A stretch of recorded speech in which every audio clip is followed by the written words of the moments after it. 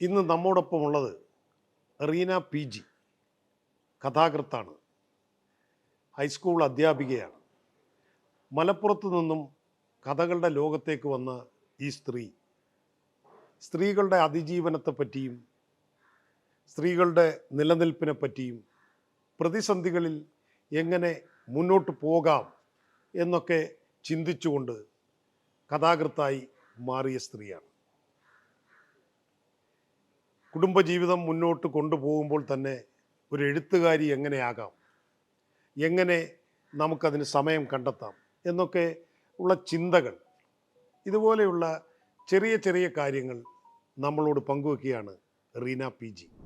ആദ്യം നമ്മൾ സ്കൂൾ പഠിക്കുന്ന കാലത്ത് കോളേജ് സമയത്തൊക്കെ എഴുതായിരുന്നു. പിന്നെ നമ്മൾ ലൈഫ് തുടങ്ങിയതിന് ശേഷം ഒരു ഗ്യാപ്പ് വന്നു. കാരണം വീട്, കുട്ടികൾ, ബാക്കിയുള്ള ജോലിയുടെ പ്രശ്നങ്ങൾ, ഇതെല്ലാം കഴിഞ്ഞ് നമ്മളൊന്ന് ഫ്രീ ആവുന്ന ഒരു കാലഘട്ടം ഉണ്ടല്ലോ. കുട്ടികളൊക്കെ വലുത്. അപ്പോൾ ഇത് നമുക്കറിയാം, സ്ത്രീകളെ സംബന്ധിച്ചിടത്തോളം വീട്ടിൽ സമയത്തിൻ്റെ പരിമിതി കുറവല്ല, സമയം ഉപയോഗിക്കപ്പെടാനുള്ള പരിമിതി ധാരാളം ഉണ്ടല്ലോ.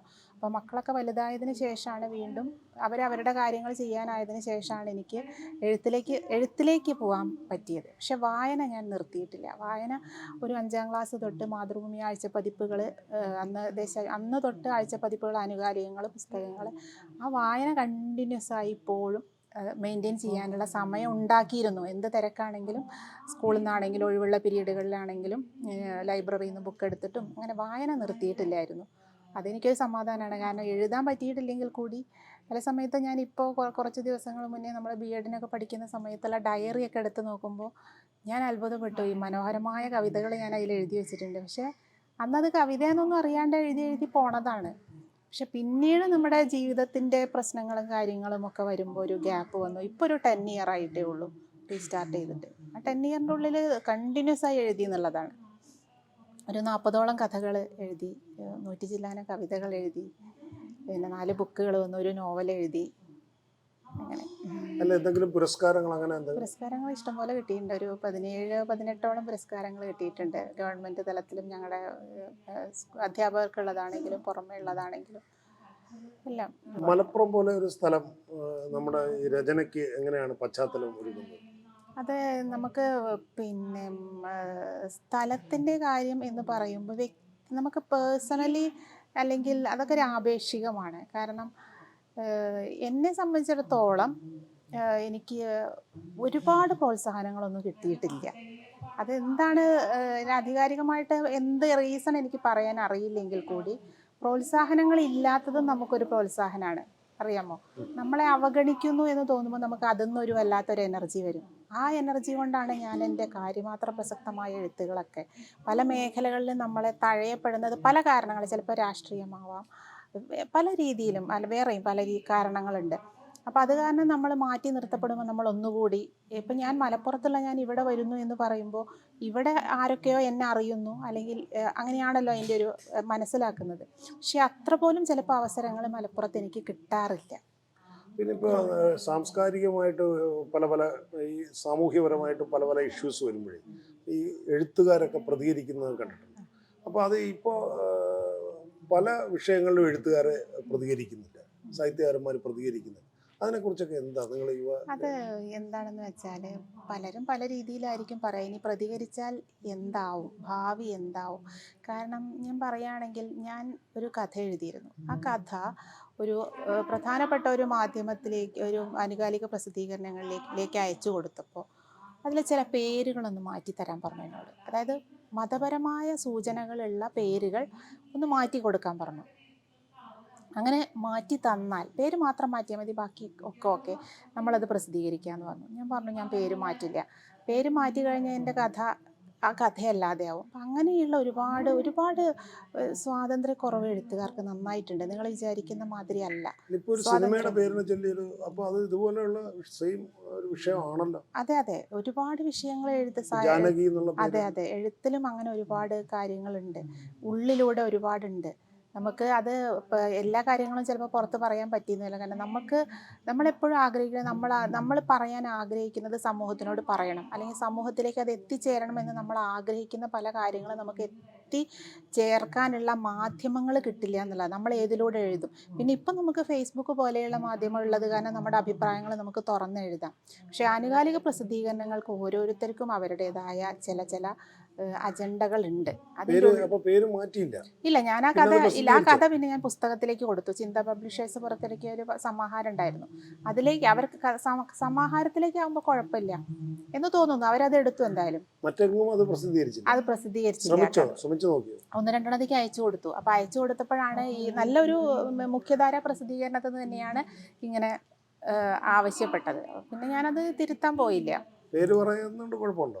പേര് പറയുന്നത് കൊണ്ട് ബുദ്ധിമുട്ടുണ്ട്. ഇതാണ് സാംസ്കാരിക നായകന്മാർക്ക്. അതെ. ബുദ്ധിമുട്ട് എന്താണെന്ന് വെച്ചാൽ നമ്മളിപ്പോൾ ഒരു മാധ്യമത്തിന്റെ അല്ലെങ്കിൽ ഒരു പ്രസിദ്ധീകരണത്തിന്റെ പേര് നമ്മൾ പറയുമ്പോൾ പക്ഷേ ഇതുപോലെയുള്ള അനുഭവങ്ങൾ മറ്റുള്ളവർക്ക് ഉണ്ടായേക്കാം, ഉണ്ടായിട്ടില്ലാതിരിക്കാം. നമ്മൾ കാരണം അവരുടെ ഒരു നെഗറ്റീവ് ഇഷ്യൂ വരണ്ടല്ലോ, അത് വിചാരിച്ചിട്ടാണ് പറയാത്തത്. എല്ലാ കാര്യങ്ങളും നമുക്ക് സമൂഹത്തിൽ ജീവിക്കുന്ന ഒരു വ്യക്തി എന്ന നിലയ്ക്ക് നമുക്ക് എല്ലാ കാര്യങ്ങളും തുറന്നു പറയാൻ പറ്റില്ല. അപ്പൊ ഈ പേര് മാറ്റം എന്ന് പറയുന്നത് ഇതിനെ കുറിച്ച് എന്താ തോന്നിയത്? കഥാപാത്രത്തിന്റെ അതിനകത്ത് അവർ പറയുന്ന ഭാഗത്ത് എന്തെങ്കിലും ശരിയുണ്ട്? അത് അവരുടേതായ ന്യായമുണ്ട്. ഉണ്ട്. അവരുടേതായ ഒരു ന്യായം അതിലുണ്ട്. പക്ഷേ ഒരിക്കലും നമ്മൾ ഒരു ആനുകാലിക പ്രസിദ്ധീകരണം എന്നൊക്കെ പറയുമ്പോൾ അത് അങ്ങനെ ആ രീതിയിൽ ചിന്തിക്കാൻ പാടില്ലാത്തതാണ്. ഏതായാലും അത് ഒരു മാധ്യമം എല്ലാ ആളുകളിലേക്ക് എത്തുന്നൊരു പ്രസിദ്ധീകരണമാണല്ലോ. എഴുത്തായാലും സിനിമയായാലും എല്ലാം സമൂഹത്തിലേക്ക് എത്തിപ്പെടാനുള്ള മാധ്യമങ്ങളാണല്ലോ. ഈ സ്ത്രീപക്ഷ അല്ലെങ്കിൽ സ്ത്രീ അങ്ങനത്തെ ചിന്തകൾ എന്തെങ്കിലും ഉണ്ടോ? ഇല്ല, ഞാൻ ഒരിക്കലും സ്ത്രീ പുരുഷൻ എന്ന രീതിയിൽ ചിന്തിക്കുന്ന വ്യക്തിയല്ല. ഞാനൊരു മനുഷ്യൻ എന്ന രീതിയിലാണ് ചിന്തിക്കുന്നത്. എൻ്റെ കഥകൾ മിക്കവാറും പുരുഷന്മാരെ കുറിച്ചുള്ള കഥകളാണ്. ഞാൻ സ്ത്രീകളെക്കുറിച്ച് വളരെ കുറച്ച് എഴുതിയിട്ടുള്ളൂ. കാരണം എന്താണെന്ന് വെച്ചാൽ സ്ത്രീകളുടെ പ്രശ്നങ്ങൾ പറയാൻ ഇഷ്ടം പോലെ ആളുകളുണ്ട്. പക്ഷെ പുരുഷന്മാരുടെ പ്രശ്നം ആരും പറയുന്നത് കേട്ടിട്ടില്ല. നമ്മൾ വിചാരിക്കണ മാതിരിയല്ല. പുരുഷന്മാർക്ക് കൊണ്ട് ഇഷ്ടം പോലെ പ്രശ്നങ്ങളുണ്ട് അവർക്ക്. പക്ഷേ എനിക്ക് തോന്നുന്നു സ്ത്രീകളുടെ തത്തുല്യമായ വിഷമങ്ങളും മാനസികാവസ്ഥകളും അനുഭവിക്കുന്ന പുരുഷന്മാരുണ്ട് സമൂഹത്തിൽ. അപ്പം ഞാൻ മിക്കവാറും എൻ്റെ കഥകളിൽ പുരുഷന്മാരാണ് കഥാപാത്രങ്ങളായിട്ട് വരാറുള്ളത്. സ്ത്രീകൾ വളരെ കുറച്ചാണ്. അങ്ങനെ സ്ത്രീകളെ കുറിച്ച് പറയാൻ ഇഷ്ടം പോലെ ആൾക്കാരുണ്ട്, ഇല്ലേ? സ്ത്രീകളെ കുറിച്ച് എഴുതാൻ ഇഷ്ടം, പക്ഷെ പുരുഷനെ കുറിച്ച് എഴുതാൻ ആരുമില്ല. ആരും പുരുഷനെ കുറിച്ച് എഴുതാറില്ല. അപ്പം അത് കാരണമല്ല. ഞാൻ പലപ്പോഴും പുറത്തേക്ക് നോക്കുമ്പോൾ സ്ത്രീ പുരുഷൻ എന്ന രീതിയിലല്ല, ഒരു മനുഷ്യൻ എന്ന രീതിയിലാണ് ഞാൻ നോക്കിക്കാണാറുള്ളത്. അപ്പോൾ എൻ്റെ കഥകൾ വായിച്ചിട്ടുണ്ടോ എന്ന് അറിയില്ല, പുസ്തകങ്ങൾ വായിച്ചിട്ടില്ല.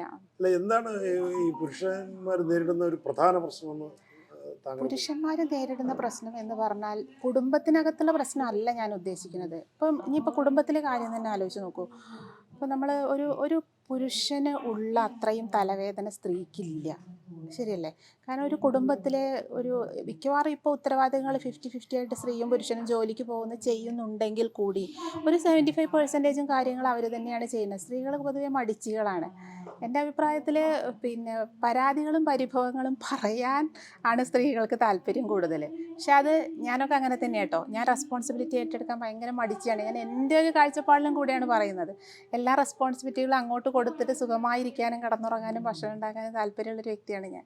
എനിക്ക് അങ്ങനെ പക്ഷേ എനിക്ക് അങ്ങനെ ഒരു തടസ്സങ്ങളും ബൗണ്ടറികളും എൻ്റെ കുടുംബത്തിൽ കിട്ടിയിട്ടില്ല. വീട്ടിൽ അച്ഛൻ നല്ല അധ്യാപകനായിരുന്നു. അച്ഛൻ്റെ കാരണം കൊണ്ടാണ് ഞാനിപ്പോൾ എഴുതുന്നത്.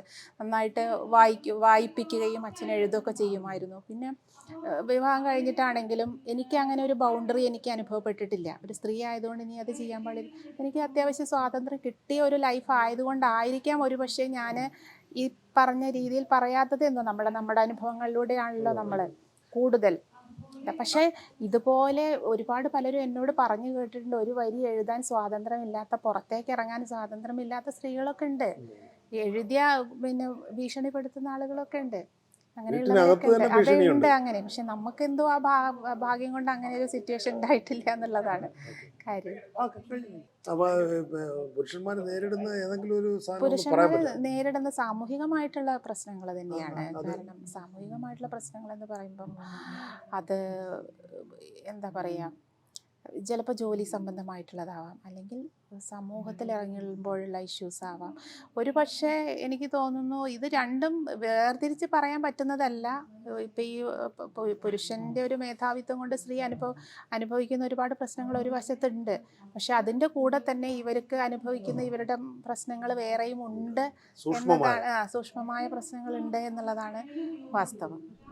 ഔദ്യോഗിക ജീവിതത്തിൻ്റെ തിരക്കുകൾ കഴിഞ്ഞ് എഴുത്തിൻ്റെ ലോകത്തേക്ക് വന്നു റീന.